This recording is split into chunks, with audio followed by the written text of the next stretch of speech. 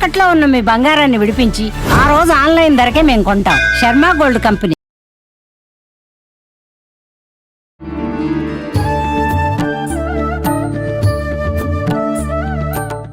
నమస్కారం, welcome to iDream ధర్మ మార్గం కార్యక్రమానికి స్వాగతం. నేను మీ విజిత. ప్రస్తుతం మనతో పాటు ఉన్నారు జ్యోతిష వాస్తు పండితులు, లలిత ఉపాసకులు శ్రీ శ్రీ శ్రీ నానాజీ పట్నాయక్ గారు. వారితో మాట్లాడి మరిన్ని విషయాలు తెలుసుకుందాం. నమస్కారం అండి. శ్రీమాత్రే నమః. వినాయక చవితి రాబోతోంది. నిజంగా అసలు వినాయక చవితి అనగానే మనకు నవరాత్రులు పురాతన కాలం నుంచి నవరాత్రులుగానే జరుపుకునేవారా? ఈ మధ్య కాలంలో నేను విన్నా లేదు, ఒకటే రోజు తర్వాత రెండో రోజు నిమజ్జనం చేసేవారు అని చెప్పి. అది నిజంగా నిజమేనా కాదా? నవరాత్రుల్లో కూడా స్వామివారిని పెట్టి మనం ఆధ్యాత్మిక పరంగా చేయకుండా చాలా మంది రకరకాల సినిమా పాటలు పెట్టి హడావిడి హంగామా ఉత్సవాలు ఇవన్నీ చేస్తున్నారు. దేవుడి ముందు ఇవన్నీ చేయడం కరెక్టేనా? కొంతమంది ఇంట్లో కూడా పెట్టుకునే వాళ్ళు ఉంటారు. అది ఆచారం వంతన ఉంటేనే పెట్టుకోవాలని పెద్దవాళ్ళు చెప్తుంటారు. నిజంగా గణపయ్యని ప్రతి పూజలో మనం పూజించేది మొదటగా గణపయ్యని. అటువంటి ఆయన్ని పూజించడానికి కూడా వంతన చూసుకోవాలా? అసలు ఆ రోజు ఏ రకంగా మనం చవితి పండుగని సెలబ్రేట్ చేసుకోవాలి? అవన్నీ కూడా తెలియజేయండి. తప్పకుండా. ఫస్ట్ ఆఫ్ ఆల్ ఏంటంటే ఒకటే గుర్తుపెట్టుకోండి, నవరాత్రులు ఖచ్చితంగా ఉన్నాయి. ఏదో ఒక రోజు అలా కాదు, నవరాత్రులు ఖచ్చితంగా ఉన్నాయి. ఈ నవరాత్రులు గనక ఇంట్లో ఎవరైనా గణపతిని పెట్టుకొని గనక చేసినట్లయితే అసలు మనం ఈ అమ్మవారిది కానివ్వండి, గణపతిది కానివ్వండి ఎందుకు చేస్తాం ఇంట్లో పెట్టుకొని అంటే, మనకి ప్రత్యేకమైనటువంటి కొన్ని తిథులు ఉంటాయి. కొన్ని మాసాల్లో కొన్ని తిథి, ఈ తిథి నుంచి ఈ తిథి వరకు దైవీ కళలు ఎక్కువగా ఉంటాయి ఆ సమయంలో. ఇప్పుడు ఈ మాసంలో గణపతికి సంబంధించినటువంటి కళలు ఇంట్లో మనకి ఆ 9 days కనుక పెట్టుకోగలిగితే, కొంతమందికి కొన్ని ఇబ్బందులు ఉంటాయి. అలాంటప్పుడు కొంతమంది 3 రోజులు, కొంతమంది 1 రోజు, కొంతమంది 5 రోజులు, కొంతమంది 7 రోజులు ఇట్లా పెట్టుకుంటారు. అంటే ఇవి డేస్ కౌంట్ చేసుకోవాలా, రాత్రులు కౌంట్ చేసుకోవాలా? డేసే, అంటే 1 day మొత్తం 24 hours 1 day అట్లా తీసుకోవాలి. అయితే ఇక్కడ ఏంటంటే ఇంట్లో మనకి మీరు ఇందాక అన్నారు మాకు ఆచారం ఉందో లేదో అని. అసలు గణపతి విషయంలో కాదు, ఏ దేవతా విషయంలో కూడా ఆచారము మాకు ఉంది లేదు అనేటువంటిది ఉండదు. ఎందుకు అంటే చాలామంది ఇప్పుడు చూడండి, లక్ష్మీదేవి మాకు ఆచారం లేదంటారు. మరి నువ్వు డబ్బులు ఎందుకు తీసుకుంటున్నావు? పనికి నువ్వు డబ్బు తీసుకో, లక్ష్మీ అంటున్నాం కదా, లక్ష్మీ స్వరూపంగా తీసుకుంటున్నాం కదా. అట్లా కదా. ఏంటంటే గణపతి మనకి ఇంకొక గొప్ప విషయం ఏంటంటే, మనం ఇంట్లో ఎవరైనా చనిపోయినప్పుడు పితృకర్మలు చేసేటప్పుడు కూడా గణపతి పూజ చేసేకే చేస్తారు. గణపతి పూజ చేయకుండా అసలు ఏదే ఉండదు, గుర్తుపెట్టుకోండి. ఏ కార్యక్రమం కూడా జరగకుండా ఉండదు. రెండవది ఏంటంటే, మీరు ఇందాక అన్నట్టుగా సినిమా పాటలు రకరకాల ఇవి పెడుతూ ఉంటారు చూసారా, అదంతా మనం డైవర్షన్ అవుతున్నాంగా. సినిమా పాట వినడం తప్పు కాదు. ఇప్పుడు ఎలా అంటే చెప్తాను చూడండి, చిన్న ఎగ్జాంపుల్ చెప్తాను చూడండి. ఎక్కడో ఏదో ఒక పెళ్లి జరుగుతుంది అనుకోండి, అక్కడికి వెళ్ళి మీరు చావు గురించి మాట్లాడతారా? ఎక్కడేదో ఒక చావు జరుగుతుంది, అక్కడ పోయి మీరు జోకులు వేస్తారా? లేదు. ఎందుకు వేయము? అది సందర్భం కాదు. కరెక్ట్ వర్డ్ వాడారు. అది సందర్భం కాదు, సమయం కాదు, సందర్భం కాదు. నువ్వు దేవతా సంబంధించిన ఎందుకు చేస్తున్నావు పూజ? అసలు ఎందుకు చేస్తున్నావు? నువ్వు ఇంట్లో పూజ కానీ బయట మనం నలుగురు చందాలు వేసుకుని పెద్ద పెద్ద విగ్రహాలు పెట్టేది కానీ ఎందుకు చేస్తున్నాము? ఆధ్యాత్మికమైనటువంటి విషయాలు అందరికీ తెలియజేయడానికి, అందులో పార్టిసిపేట్ చేసే వాళ్ళందరూ ఆధ్యాత్మికంగా ఉండడానికి. నువ్వు దానికోసం చేస్తూ అక్కడ నువ్వు ఎలా అయితే పలానా దగ్గరికి వెళ్తే పలానా మాటలు మాట్లాడుకున్నావు ఎట్లా అనుకున్నాము అది చేయకు. నువ్వు కావాలంటే సపరేట్గా ఇంట్లో విను, సినిమా పాటలు వినొద్దను లేకపోతే ఎంజాయ్ చేయొద్దని ఎవరు చెప్పట్లేదు. కానీ నువ్వు ఎక్కడ ఏ పని చేస్తున్నావు, లెటర్ను కూర్చొని నువ్వు ఆనందం తినవు, సింపుల్. అంతే కదా. కాబట్టి ఏంటంటే అక్కడ ఆ పనే చేయాలి, ఎక్కడ చేయాల్సిన పని అక్కడే చేయాలి, గుర్తుపెట్టుకోండి. అది అలాగే ఇంకోటి ఏంటంటే, చాలామంది ఏమనుకుంటుంటారంటే, ఏమిటిది విగ్రహం తయారు చేయడం ఏమిటి, మళ్ళీ తీసుకెళ్ళి నిమజ్జనం చేయడం ఏంటి అనుకుంటూ ఉంటారు. ఒక విగ్రహానికి ప్రాణప్రతిష్ఠ చేసిన తర్వాత మీరు నిత్యము చేయాలి దానికి పూజ, లేదా దాన్ని తీసుకెళ్ళి నిమజ్జనమైనా చేయాలి. అది కాకుండా ఇప్పుడు పృథ్వీ అంటే మట్టితో చేసినటువంటిది ఏవైతే ఉంటాయో ఇవన్నీ కూడా మట్టితో చేసినటువంటి వాటిని ఖచ్చితంగా నిమజ్జనం చేయాలి. అది రూల్. అది అట్లాగా ఉంచేసుకుంటానంటే మీరు నిత్యము మరి ఇంట్లో చేయాల్సినటువంటిది ఏదైతే ఇంట్లో ఒక ఆలయంలో ఎలా ఉంటుందో అలా ఉండాలి ఇల్లు. అప్పుడు మరి అది కష్టం కదా, చేయలేరు కదా. ఈ 9 రోజులు ఎవరైతే చక్కగా నేల మీద నిద్రపోయి బ్రహ్మచర్యం పాటిస్తూ చేస్తారో వాళ్ళ ఇంట్లో వాళ్ళకి ఆ ఇంటికి దైవీ కళలు వస్తాయి. ఈ నవరాత్రులు అన్నీ కూడా చేయడానికి గల కారణం ఏమిటంటే ఇంట్లో ఒక దైవ సంబంధించిన ఎనర్జీ ఫామ్ అవుతుంది. 9 days ఎవరైతే చేస్తారో ఖచ్చితంగా ఫామ్ అవుతుంది. కుదరలేదు ఇందాక మనం మాట్లాడుకున్నట్టుగా 1 రోజా 3 రోజులా 5 రోజులా చేయాలి. ఓకే. అది అయితే ఇంకొక చిన్న డౌట్ అండి. యా ఇప్పుడు గణపయ్య విషయానికి వస్తే ఆయన తలని ఖండించడం జరిగింది అని చెప్పి మనం కథలో వింటుంటాము.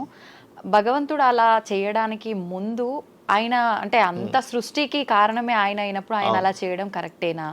అసలు ఆయన అలా చేస్తున్నప్పుడు ఎందుకు అమ్మవారు ఆపలేకపోయారు? అలా చేయడం ఏంటి అని చెప్పి రకరకాల డౌట్స్ ఉంటాయి దాని గురించి. ఇప్పుడు అమ్మవారి సృష్టి ఆయన అని ఆయనకు తెలీదా?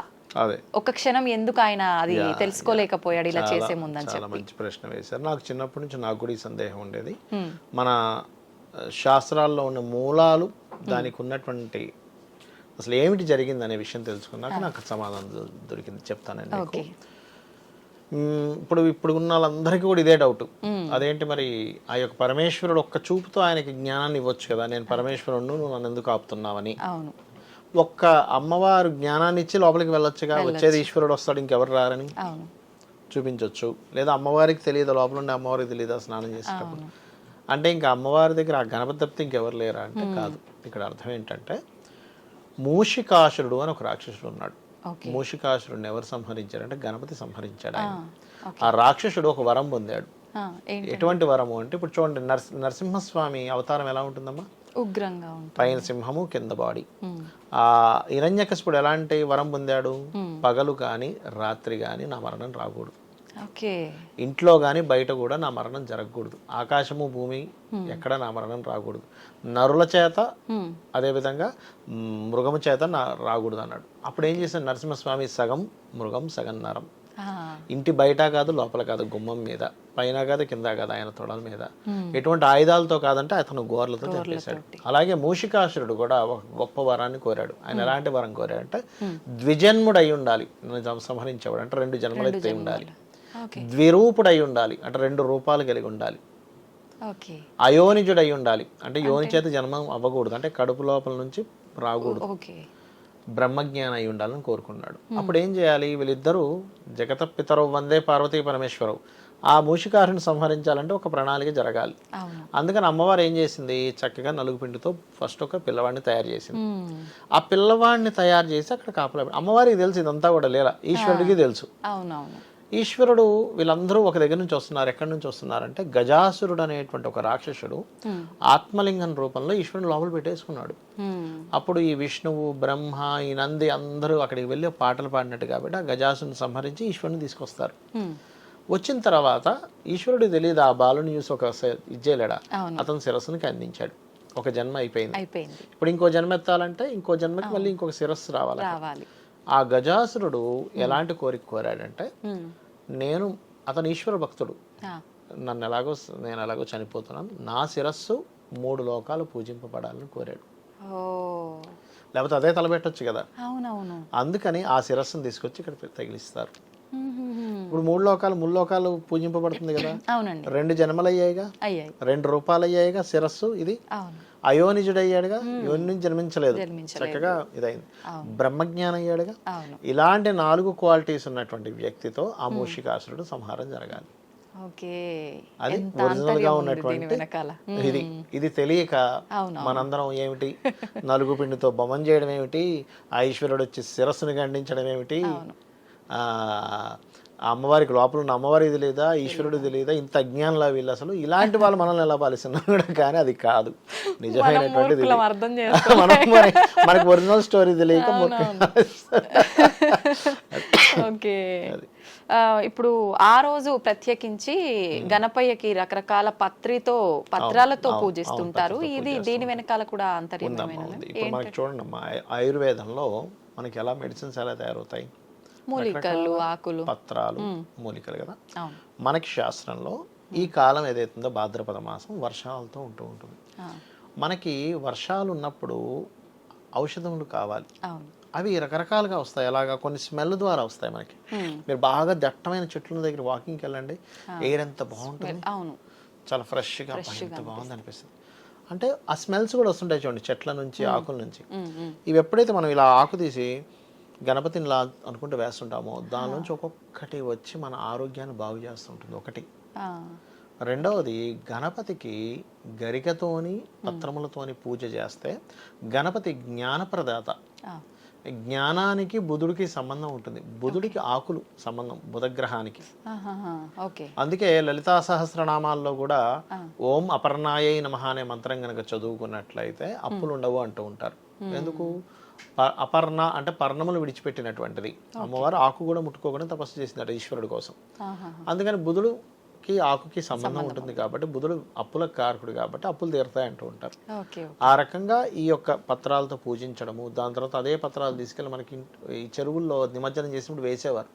అక్కడ ఉండే బ్యాక్టీరియా పోవడము, అందులో ఆ చెరువుల్లో ఈ ఔషధీ గుణములైనటువంటి వాటర్ తయారవుతాయి. దాని తర్వాత వాళ్ళందరూ దాంట్లో తాగుతారు. కాబట్టి ఇంత ఇంటర్లింక్ ఉండి ఒకవైపు ఈ యొక్క ప్రజలకి ఆయురారోగ్యాలు ఉండాలి, ఒకవైపు దేవతా సంబంధించిన కైంకర్యము జరగాలనేటువంటి భావనతో మహర్షులు ఎంతో ఆలోచించి పెట్టినటువంటి విషయం. ఓకే, ప్రతి ఒక్క దాని వెనకాల మనకు ఆధ్యాత్మిక పరంగా ఒక ఆంతర్యము, సైన్స్ కి రిలేటెడ్ 100% ఖచ్చితంగా లింక్ అయి ఉంది. అట్లా ఏం లేదు. ఇప్పుడు మనం చూడండి, చాలా మంది అనుకుంటారు ఎన్నో మొన్నో భూమి గుండ్రంగా ఉందని కనిపెట్టారు అనుకుంటారు. మనకి వరాహ అవతారంలో భూమి ఆయన తల మీద మూగు ఇలా పెద్ద రౌండ్ ఉంటుంది, మరి భూగోళం కక్షలో పెట్టాడని ఉంటుంది, అందులో తీసుకెళ్ళి మళ్ళీ ఆ కక్షలో నిలబెట్టాడని. మరి అప్పుడు వేల సంవత్సరాల క్రితంగా ఉన్నటువంటి వాటి మీద భూమి గుండ్రంగా ఉన్నట్టు ఎందుకు ఉంది? ఇంకా కొన్ని వాటిల్లో అయితే భూమి గుండ్రం కంటే కొంచెం కోడిగుడ్డ ఆకారంలో ఉన్నది కూడా గీశారు. మన భూమి యాక్చువల్గా అలాగే ఉంటుంది, మొత్తం గుండ్రం కాకుండా కొంచెం అలా ఉంటుంది. దానివల్లే కదా మనకి ఎండాకాలం వర్షాకాలం ఏమైనా ఏర్పడుతుంటే సూర్యుడి దగ్గరికి దూరంకి అవడానికి గల కారణం కానీ, లేకపోతే మనకి కొన్ని ప్రదేశాలు చల్లగా అవడానికి, వేడి ఉండడానికి కూడా కొన్ని ధృవాలు లేండి, అవి that is different case. Okay, అయితే ఇప్పుడు మనం గణపయ్య పూజ అంతా అయిపోయిన తర్వాత అనంతరం ఖచ్చితంగా గుంజిళ్ళు తీస్తూ ఉంటాం. అంటే మేము తెలిసి తెలియక చేసిన తప్పులు ఏమైనా ఉంటే మన్నించమని అడుగుతున్నామా, లేదంటే ఇంకేదైనా ఉందా అంటారా రీజన్? గుంజీలు తీయడానికి గల ముఖ్యమైన కారణం ఏమిటంటే, ఒకటి గణపతికి గుంజీలు తీస్తే ఇలా అనుకుంటే ఆయనకి నవ్వు వస్తుందట. ఆ నవ్వుతో చూసినటువంటి గణపతి అనుగ్రహం మన మీద పడినందుకు మన దోషములు పోతాయి. ఒకటి. రెండో పాయింట్ ఏమిటంటే, మనకి జ్యోతిష్ శాస్త్రంలో దారిద్ర స్థానము అని ఉంటుంది, దాన్ని 3వ స్థానంగా చెప్తారు. చెయ్యి యొక్క కొసలు, చెవుల్ని 3rd హౌస్ గా చెప్తారు. ఇలా ఎప్పుడైతే ఇలా పెట్టి గుంజలు తీస్తుంటామో దారిద్ర్యం నశిస్తుంది అని చెప్తుంది. అదేవిధంగా చిన్నపిల్లలకు ప్రత్యేకంగా మనకి పూర్వకాలంలో, ఇప్పుడంటే స్కూల్స్లో అటువంటి ఎవరైనా పిల్లలు అల్లరి చేసిన లేకపోతే హోంవర్క్ రాసుకోకపోయినా అలాంటి శిక్షలు ఇవ్వట్లే. దానివల్ల ఏమవుతుందంటే నర్వస్ సిస్టమ్ బాగా పనిచేస్తుంది, బుద్ధి బాగా వీక్షిస్తుంది ఎవరైనా సరే గుంజీలు కానీ చేస్తే చెవులు ఇలా పట్టుకొని. అందుకని 2 రకాలుగా, అంటే మనకి బుద్ధి వికసన జరుగుతుంది, రెండవది మన దారిద్రము తొలగుతుంది కాబట్టి అది చేయమని చెప్తారు. ఓకే, ఇప్పుడు చవితి రోజు చంద్రుని చూస్తే నీలాప నిందల పాలవుతారు అని చెప్పి అంటుంటారు కదండి. ఓన్లీ అది ఆ రోజైనా వినాయక చవితి రోజే వర్తిస్తుందా, ప్రతిసారి వచ్చే చవితికి వర్తిస్తుందా? అంటే పార్వతీదేవి ఇచ్చినటువంటి శాపంలో ప్రతిరోజు అని ఇచ్చేసింది ఆవిడ స్టార్టింగ్ లో. అంటే వినాయకుడిని చూసి చంద్రుడు నవ్వుతాడా అని. అప్పుడు ప్రజలందరికీ కూడా అసలు భయాందోళన మొదలయ్యి, ఏమిటి చంద్రుని చూడకుండా ఎలా ఉంటాం, పరిస్థితి ఏమిటని. అప్పుడు అతని యొక్క ఏదైతే శాపం ఉందో దాన్ని ఉపసంహరిస్తూ చవితి రోజు మాత్రమే అని చెప్పడం జరిగింది. మనకి శ్రీకృష్ణ పరమాత్మకి సంబంధించిన దాంట్లో ఒకసారి ఆ యొక్క శ్రీకృష్ణ పరమాత్మ చవితి చంద్రుడిని చూశాడని, ఆయన మీద మనకి శమంతకమని దానికి సంబంధించినటువంటి ఆయన అపహరించాడనేటువంటి దోషం వచ్చిందని ఆయన వెళ్ళి యుద్ధం జరగడం అదంతా మనకు తెలుసు. అంటే ఏమిటంటే ఇవన్నీ ఎందుకు అంటే, ఇప్పుడు కొన్ని కాలంలో కొన్ని ధర్మాలు ఉన్నప్పుడు ఆ ధర్మాలకు ఎవరు అతీతులు కాదు భూమి మీద పుట్టినప్పుడు. దీని గురించి ఇంకో వీడియో కూడా చెప్తాను నేను. కాలంలో ధర్మానికి, పార్వతీదేవికి కూడా ఉంటుంది ఒక రకమైన ధర్మం, నువ్వు మీరినందుకు నువ్వు భూమి మీదకి రమ్మని పరమేశ్వరుడు చెప్తా. దాని మీద ఇంకో వీడియో చెప్తాను మీకు. అంటే ధర్మంకి సంబంధించిన విషయం వచ్చింది కాబట్టి చెప్తున్నాను. ఇక్కడ ఏంటంటే ఆ కాలంలో ఆ ధర్మం అక్కడ అలా వచ్చింది. సాక్షాత్ విష్ణువు కూడా మనకి ఇక్కడ శ్రీకృష్ణ పరమాత్మగా వచ్చినప్పుడు ఆయన ప్రూవ్ చేయాల్సిన పరిస్థితి. అంటే మనకి చెప్పడం ఏంటంటే సందేశం అక్కడ, మనమైనా సరే మానవ మాత్రులుగా నీకు కూడా ఏదో ఛాలెంజింగ్ వస్తుంది, నీ మీద ఒక నింద పడవచ్చు, నువ్వు ప్రూవ్ చేసుకోగలగాలి. ఆయన ఏం చేశాడు, బాధపడుతూ కూర్చోలే కృష్ణుడు, అయ్యో నా మీద నీలాప నిందలు వచ్చాయి, నేను పట్టుకుపోలేదు కదా, నేను ఆ శమంతకి మంది దోచుకున్నా అన్నారని ఏడ్చుకుంటూ కూర్చోలే. అది ట్రేస్ చేశాడు ఆయన. అడవికి వెళ్ళాడు, ఏం జరిగింది ఏంటని చూశాడు. జాంబవంతుడు ఎత్తుకెళ్ళాడన్న విషయం మొత్తం మీద అర్థమైంది. అక్కడికి వెళ్ళాడు, ఆయనతో 18 రోజులు ఎంతో యుద్ధం చేశాడు. మొత్తం మీద ఆయన ఆనందించాడు. అంటే పూర్వజన్మలో ఆయన యొక్క వరం, నీతో యుద్ధం చేయాలని అనుకున్నాడు రాముడితో. కృష్ణావతారంలో జరిగింది. అన్ని ఇంటర్లింక్ ఉంటాయి. అంటే మనకి చెప్పడం అన్నమాట. భూమి మీదకి ఆ యొక్క మహావిష్ణువు వచ్చి రామావతారంలోని కృష్ణావతారంలో చెప్పాడు ఆయన, అయ్యా నేను ఇట్లా బ్రతికి చూపిస్తున్నా, నాకు అన్నీ జరుగుతాయి, భూమి మీదకి వచ్చాక మీకు కూడా అన్నీ జరుగుతాయి. శిశుపాలుడు శ్రీకృష్ణ పరమాత్మ అంత వ్యక్తిని పట్టుకొని 100 మాటలు అంటాడు. అంటే ఏమిటి, నిందలు అందరికీ పడతాయి, తప్పవు ఎవరికైనా. రకరకాల వ్యక్తులు ఉంటారు, మనం అర్థం చేసుకోవడానికి ఇవన్నీ కూడా భగవత్ లీలలు. ఓకే. అయితే చాలా మంది మనం వినాయక చవితి ముందు రోజే కొంతమంది ముందు రోజే పూజకు సంబంధించిన సామాగ్రి విగ్రహంతో పాటు తెచ్చి పెట్టుకుంటారు. అలా పెట్టుకున్నప్పుడు ఆ రోజు నుంచి మనం కౌంట్ చేసుకోవాలా, లేదు అంటే మనం ఎప్పుడైతే పూజ ప్రారంభించి పూజ చేసామో చవితి ఆ రోజు నుంచి లెక్కలోకి తీసుకోవాలంటారు? ఇది మంచి ప్రశ్న సార్. దీనికి నేను మీకు ఒక ఇది ఇస్తాను. ముందు రోజే మనం ఇల్లుని శుభ్రపరచుకోవాలి. ఇల్లు శుభ్రపరచుకునేటప్పుడు కూడా ఎలా అంటే స్నానం చేసి శుభ్రపరచుకోవాలి. చాలామంది ఏం చేస్తారంటే ముందు శుభ్రపరిచి చేసుకొని స్నానం చేసుకుంటా అంటారు. తప్పది. స్నానం చేయకుండా చీపురు ముట్టుకోకూడదు. చీపురు కూడా మంగళ స్వరూపమే, చేట కూడా మంగళ స్వరూపమే. ఒక దేవతను ఎలా అయితే మనం పూజ గదిలోకి ఎలా వెళ్ళామో స్నానం చేయకుండా చీపురు ముట్టుకోకూడదని శాస్త్రం. తెలియదు చాలా మంది. అవునండి. శుభ్రపరచుకున్న తర్వాత ముందు రోజే మనం తెచ్చుకోవాలి వినాయకుడిని. తెచ్చుకున్నాక ఆ రోజు నుంచి లెక్కలోకి రాదు. ఎందుకంటే మీరు అక్కడ దాన్ని ఏమి ప్రాణప్రతిష్ఠ ఏం చేయట్లేదు కదా, కాబట్టి వినాయక చవితి రోజు నుంచే లెక్కలోకి వస్తుంది. ఓకే. ఈ పూజ దీపారాధన అంతా కొంతమంది ఆ రోజు సాయంత్రం చేస్తుంటారు, కొంతమంది ఉదయాన్నే చేస్తుంటారు. ఎలా చేయాలంటారు అసలు? శాస్త్రాల్లో చెప్పింది అయితే గణపతి యొక్క ఆరాధన, నిత్యం చేసే గణపతి యొక్క ఆరాధన ఉదయం చేస్తూ మధ్యాహ్నం విశేషంగా చెప్పబడింది గణపతి ఆరాధన విషయంలో. కొంతమంది ఏంటంటే ప్రాతకాలంలో చేస్తారు. ఇక్కడ ఏంటంటే ఏ కాలంలో చేస్తున్నాం అనే దానికంటే కూడా మనం ఎంత శ్రద్ధగా చేస్తున్నాం, అసలు పూజ అనే దానికి అర్థం ఏమిటనే విషయం మనం తెలుసుకోవాలి. పూర్వ జన్మ వైభవాన్ని జనింపజేసేది పూజ, లేదా పూర్వ వైభవాన్ని జనింపజేసేదాన్ని పూజ అంటారు. మీరు పూజ చేస్తున్నాము అన్నప్పుడు పూజ అంటే ఏమిటని కంప్లీట్గా తెలుసుకొని నేను పూజిస్తున్నాను, ఆ భగవత్ స్వరూపం అక్కడ ఉంది, నేను నన్ను ఎంత మనస్ఫూర్తిగా పూజిస్తున్నాను, ఎంత శ్రద్ధతో పూజిస్తున్నాను, ఇది తప్పితే ఇంకోటి ఉండకూడదు. అప్పుడు మీకు ఆ పూజ ఫలిస్తుంది. ఇంకోటి అంటే పూజ గురించి వచ్చింది కాబట్టి చెప్తున్నాను నేను మీకు. పూజలు ఫలించకపోవడానికి అనేకమైనటువంటి కారణాలు ఉంటాయి. అనేకమైనటువంటి కారణాలు ముందుగా తెలుసుకోవాలి. అవునండి. అది తెలుసుకోకుండా మనం పూజలు చేస్తున్నాం, అక్కడ పప్పులో కాలేస్తున్నాం. ఓకే, మరి ఏంటండి అవన్నీ? మీకు చిన్న ఉదాహరణ చెప్తాను ఏంటో అనే దానికి. ఇప్పుడు మనకి మీరు ఎప్పుడైనా సరే కృష్ణుడి బొమ్మలు కొన్ని ఉంటాయి, అందులో శ్రీకృష్ణ పరమాత్మ గోపికల చీరలన్నీ పట్టుకొని చెట్టెక్కి కూర్చున్నట్టుగా బొమ్మ ఉంటుంది చూడండి. గోపికలందరూ చీరలు మన నదిలో ఉండి కృష్ణ మా వస్త్రాలు ఇవ్వన్నట్టుగా వేడుకున్నట్టుగా ఉంటుంది బొమ్మ. అందరూ ఏమనుకుంటారు, ఏమిటి కృష్ణుడికి పని పాట ఏం లేదా, వాళ్ళ చీరలు పట్టుకుని ఆయన చెట్టు ఎక్కడం ఏంటి, వాళ్ళ వస్త్రాలు పట్టుకొని చెట్టు ఎక్కడం ఏంటి అనిపిస్తుంది. కాదు, అక్కడ జరిగిన విషయం ఏంటంటే వాళ్ళందరూ ఒంటి మీద వస్త్రం లేకుండా స్నానం చేస్తూ ఉంటారు. ఒంటి మీద వస్త్రం లేకుండా స్నానం చేసి మీరు కనుక పూజ చేస్తే ఆ పూజ ఫలించదు. వాళ్ళందరూ కాత్యాయని వ్రతం చేద్దాం అనుకుంటుంటారు స్నానం చేసి. అప్పుడు శ్రీకృష్ణ పరమాత్మ వచ్చి మీరు ఈ రకంగా కనుక ఒంటి మీద నూలు పువ్వు లేకుండా కనుక స్నానం చేసినట్లయితే మీ పూజ ఫలించదు అని చెప్పి వాళ్ళకి సందేశం చెప్పడానికి ఆయన వస్త్రాలను తీసుకెళ్ళి పైన పెట్టుకొని అప్పుడు కృష్ణ మమ్మల్ని అనుగ్రహించంటే ఆ యొక్క విషయాన్ని చెప్తాడు ఆయన. చెప్పి వాళ్ళ వస్త్రాలు వాళ్ళకి ఇస్తారు.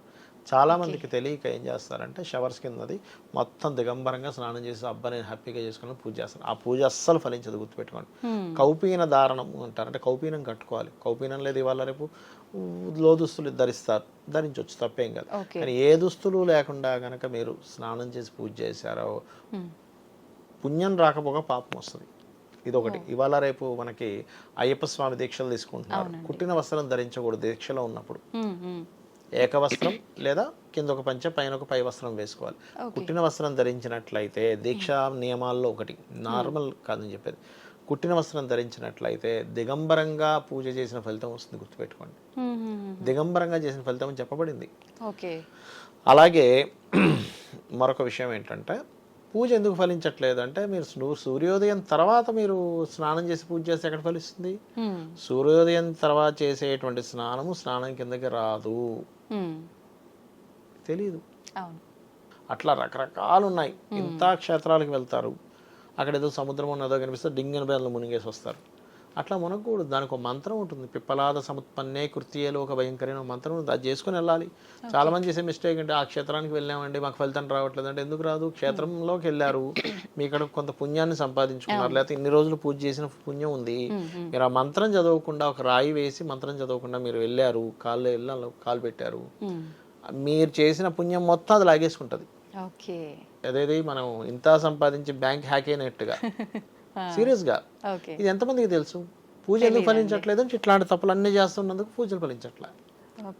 అది అంటే ఎంతసేపు ప్రతి ఒక్కరు కూడా ఏం పూలు వాడాలి, ఏం నైవేద్యం పెట్టాలి, ఎలా డెకరేట్ చేయాలి, దీనిపైన ఉంటుంది ఫోకస్ అంతా. గానీ ఇవన్నీ తెలియనటువంటి విషయాలమ్మా అవి. ఇప్పుడు పలానా పుష్పాలతోని పలానా పత్రాలతో చేయడం అనేది తాంత్రికం. కానీ నువ్వేం మిస్టేక్ చేస్తున్నావు? ఇప్పుడు మీ చిన్న ఎగ్జాంపుల్ అమ్మా, మీ దగ్గర ఒక బ్యాంక్ అకౌంట్ ఉంది, ఫోన్ ఉంది. ఫోన్ అందరికీ ఇస్తారా? మీరు ఎక్కడ పెడితే అక్కడ పెడతారా? పెట్టరు. ఎందుకు పెట్టరు? దాంట్లో చాలా సీక్రెట్స్ ఉంటాయి, ఎవరైనా హ్యాక్ చేయొచ్చు. కార్డు ఎవరు పెడితే వాళ్ళు ఏమో, ఎందుకు? అది హ్యాకింగ్కి గురయ్యే ఛాన్స్ ఉంది. అలాగే మన పుణ్యము కూడా హ్యాక్ అవుతుంది. అది చాలా మంది తెలియదు అది అట్లా. మరి ఇప్పుడు పూజల విషయంలో అయినా, ఇప్పుడు ప్రత్యేకించి నవరాత్రుల విషయంలో అయినా, మనం చేసిన ప్రతి దానికి ఫలితం పొందాలంటే ఇప్పుడు మీరు చెప్పిన వాటితో పాటు ఇంకేమైనా మనం పాటించాల్సి ఒకటమ్మా, ఒకటి గుర్తుపెట్టుకోండి, ఎప్పుడైనా కూడా మనము ఏమి చెయ్యాలో ఎంత అవసరమో ఏమి చెయ్యకూడదో తెలియడం కూడా అంతే అవసరం. అది చాలా ఇంపార్టెంట్, గుర్తుపెట్టుకోండి. ఏం చేయాలో తెలుసుకోవడం ఎంత అవసరమో ఏం చేయకూడదు అనేది తెలుసుకోవడం డబల్ అవసరం అమ్మ. ఎట్లా అంటే చెప్తాను చూడండి. ఇప్పుడు మీకు పూజ విషయమే మనం తీసుకుంటున్నాం కదా. పూజ చేసేటప్పుడు మనకు శాస్త్రం ఏం చెప్పిందంటే, పూజ గదిలో కూర్చున్నప్పుడు ప్రశాంత చిత్తుడుగా ఉండమని చెప్పింది. మీరు పూజ గదిలో కూర్చొని భార్య ఏంటి అక్కడ ఏదో చేస్తుంది, లేకపోతే పిల్లలు ఏదో చేస్తున్నారు, ఫోన్లో వీడెవడో నన్ను తిడుతున్నాడు, లేకపోతే ఇంకోటి ఏదో సంథింగ్ వీడు వెంటబడుతున్నాడు, ఇంకోటి ఏదో అనుకొని మీరు కనుక కోపగించుకుంటే, శాస్త్రంలో ఉన్న విషయం చెప్తున్నాను గుర్తుపెట్టుకోండి, కోపగించుకుంటే తక్షణమే ఆ పూజను అక్కడికి వదిలేసి ముండనం చేయించుకోమని చెప్పింది శాస్త్రం. గుండు కొట్టించుకొని 3 రోజులు బాధపడాలట. మీరు ఆ రకంగా కనుక పూజ చేస్తే దేవత అక్కడి నుంచి లేచి వెళ్ళిపోతుంది. కొంతమంది ఏం చేస్తారు, పూజ చేస్తూ సైకిల్ చేస్తుంటారు. ఏంటి నువ్వు ఎందుకు, నువ్వు పూజ ఎందుకు చేస్తున్నావు ఈ సైకిల్ చేయడానికి అయితే? రెండోది పూజ చేస్తూ గబుక్కున్నారు, రాయ్ ఎందుకు రా పని చేస్తున్నావు అని వెళ్ళిపోతుంది దేవత. అక్కడి నుంచి ఉండదు మీకు. చేయకూడదు అట్లా. ప్రశాంతంగా పూజ చేస్తున్నావు అంటే దేవత అక్కడ ఉంది. ఆ కైలాసంలో శివుడు ఎలా ఉన్నాడో అక్కడ ఉన్నాడు శివుడు, అమ్మవారు అక్కడ ఉంది, ఆ మహావిష్ణువు అక్కడ ఉన్నాడు. దాన్ని మనం అర్థం చేసుకుని పూజ చేయాలి, ప్రశాంత చిత్తంతో చేయాలి పూజ. ఒకటి.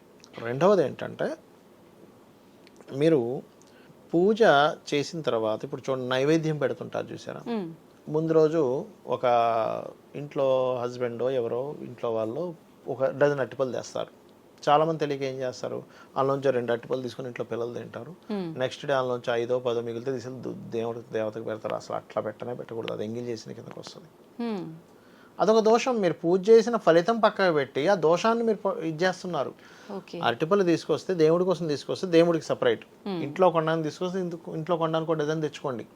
అంతేగాని 1 డజన్ అరటిపళ్ళు తీసుకొచ్చి ఇంట్లో నేను ఒక పండు తింటా రేపు పొద్దున మిగిలినవి పెడతా అనుకుంటే అది చాలా పెద్ద దోషం. సెపరేట్ బ్యాగుల్లో తెచ్చుకోండి ఇంట్లో తినడానికి. ఆ ఇంట్లో తినడానికి తెచ్చుకున్నది కూడా ఫస్ట్ దేవుడికి నైవేద్యం పెట్టి తర్వాత అందరూ స్వీకరించండి. శాస్త్రంలో ఇప్పుడు మీరు అన్నారు కదా చిన్నవని, మనం మాట్లాడుకుంటున్నాం కదా, అన్నం పెట్టుకుంటాం చూసారా మనం ముందుని, దేవుడికి నివేదించకుండా తినేటువంటి అన్నము దోషభూయిష్టమైన అన్నంగా చెప్పబడింది. భగవద్గీతలో చెప్పాడు ఈ విషయాన్ని చాలా స్పష్టంగా.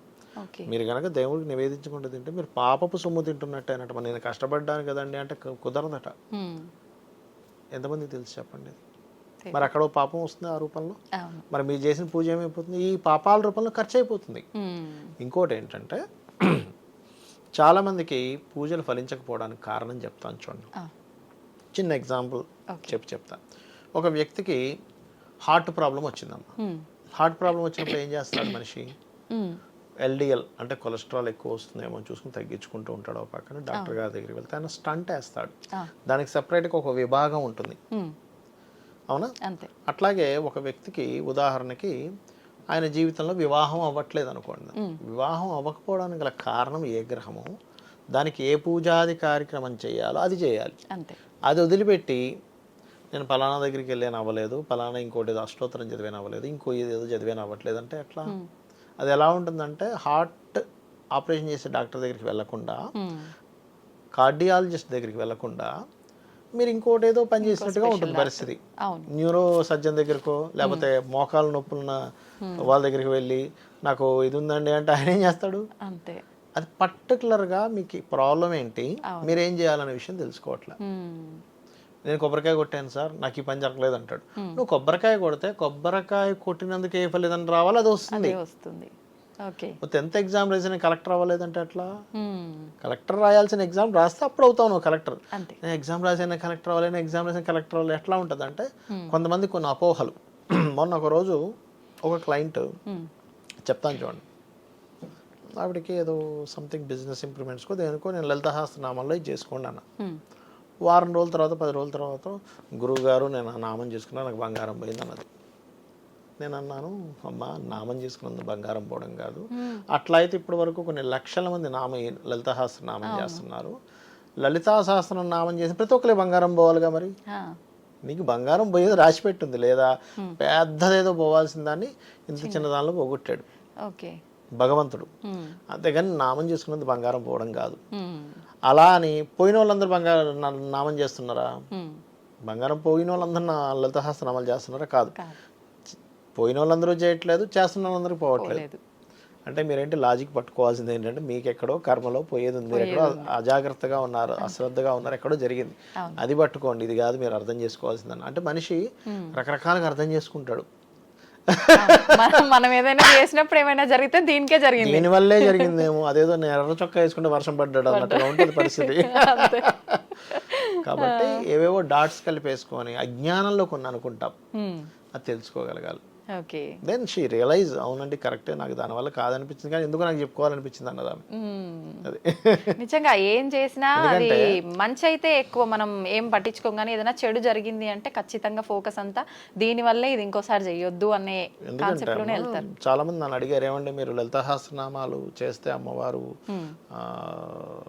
ఎంతో మంచిదని ఏ ప్రామాణికతతో నాకు చెప్తున్నారండి అన్నారు చాలా మంది. ఆ నామాల్లోనే ఉందయ్యా, నామపారాయణ ప్రీత నంది విద్యా నటేశ్వరి అని ఉంది. నామపారాయణ ప్రీత, నా నామాన్ని చేస్తే నేను ప్రీతి చెందుతానని ఉంది. ఆవిడే చెప్పిందిగా, వసిన్యాది వాగ్దేవతలే చెప్పారు నామపారాయణ ప్రీత అని. ఆవిడ నామాన్ని పలికితే ఆవిడ ప్రీతి చెందుతుంది. ఆవిడ ప్రీతి చెందితే ఆవిడ చూపు మన మీద పడుతుంది, మన మీద ఆవిడ చూపు పెడితే మన యొక్క జీవితం అద్భుతంగా మారుతుంది. అది. అయితే వినాయక చవితి రోజు ప్రత్యేకించి కలశ స్థాపన కూడా చేయాలండి, కలశారాధన ఇంట్లో చేస్తారమ్మా. అంటే కొంతమంది కలశం పెట్టుకునే అలవాటు ఉంటుంది, కొంతమందికి ఉండదు.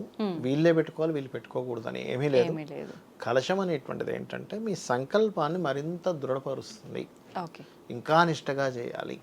అది చాలామంది నన్ను అడిగేవారు కూడా, ఎట్లా అంటే రామకృష్ణ పరమహంసకి ఒక మాల తిప్పితే దేవత ప్రత్యక్షం అయ్యేదట, తెలుసా? మీరు విన్నారు ఎప్పుడైనా? మీరు రామకృష్ణ పరమహంస గారు ఒక్క మాల తిప్పాడు అనుకోండి, లక్ష్మీదేవి గురించి లక్ష్మీదేవి కనబడేది.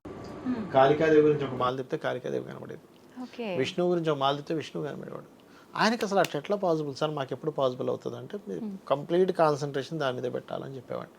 అది మాకు కుదరట్లేదండి కాన్సన్ట్రేషన్ అంటే ఒకటే మాట అంటాను నేను. ఒక మనిషి ఉన్నాడమ్మా, ఆ మనిషిని నీళ్ళల్లో తలబెట్టేసేయండి, కాన్సన్ట్రేషన్ ఎక్కడ ఉంటుంది? ఊపిరి మీద ఉంటుంది, ఊపిరి మీద ఉంటుంది, ఎప్పుడు బయటకు రావాలని ఉంటుంది, ఇంకెక్కడ పోదు కాన్సన్ట్రేషన్. అప్పుడు ఏ కాన్సన్ట్రేషన్ ఉంటుందో మంత్రం చేసేటప్పుడు కూడా ఆ కాన్సన్ట్రేషన్ ఉంటే రామకృష్ణ పరమహంస కనబడ్డట్టుగా మనకి కూడా కనబడుతుంది భగవంతుడు. ఏకాగ్రత, కంప్లీట్ ఏకాగ్రత, ఇంకేం ఆలోచన ఉండదు అప్పుడు. అరే నన్ను తీయంటారు, నేను బయటికి రావాలనుకుంటాడు, ఇంకా వేరేది ఏం ఆలోచించాడు, ఆస్తి ఆలోచించాడు, ఏం ఆలోచించాడు, నా ప్రాణం పోతుందని ఆలోచిస్తాడు. అంత కాన్సన్ట్రేషన్ మంత్రం చేసేటప్పుడు ఉండాలి. లేదా ముక్కు పట్టుకుంటాం ఇట్లా, వదులు అంటాం. ఏంది అంటే మొత్తం ఆ కాన్సన్ట్రేషన్ మైన్యూట్గా అక్కడికి ఎంతకు వెళ్తుందో మంత్రం అట్లా వెళ్ళిపోవాలి మన ఆలోచన. అప్పుడు భగవంతుడు ఇమ్మీడియట్లీ ఒక మాల కూడా కనిపిస్తాడు. కానీ మనం చేయలేము, ఆలోచనలు రకరకాల పది విధాలుగా తిరుగుతాయి. అవునండి. సంతోషం అండి, చాలా మంచి విషయాలు. నిజంగా మా అందరికి ఈ డౌట్ అందరికి వచ్చిందని అయితే చెప్పను, చాలా తక్కువ మందికే వచ్చి ఉంటది వినాయకుడికి సంబంధించిన ఇందాక మీరు మాట్లాడింది. నిజంగా ఒక మంచి డౌట్ క్లియర్ అయిందనే చెప్పాలి ఈ వీడియో తోటి. సంతోషం అండి, ధన్యవాదాలు. శ్రీమాత్రే నమః.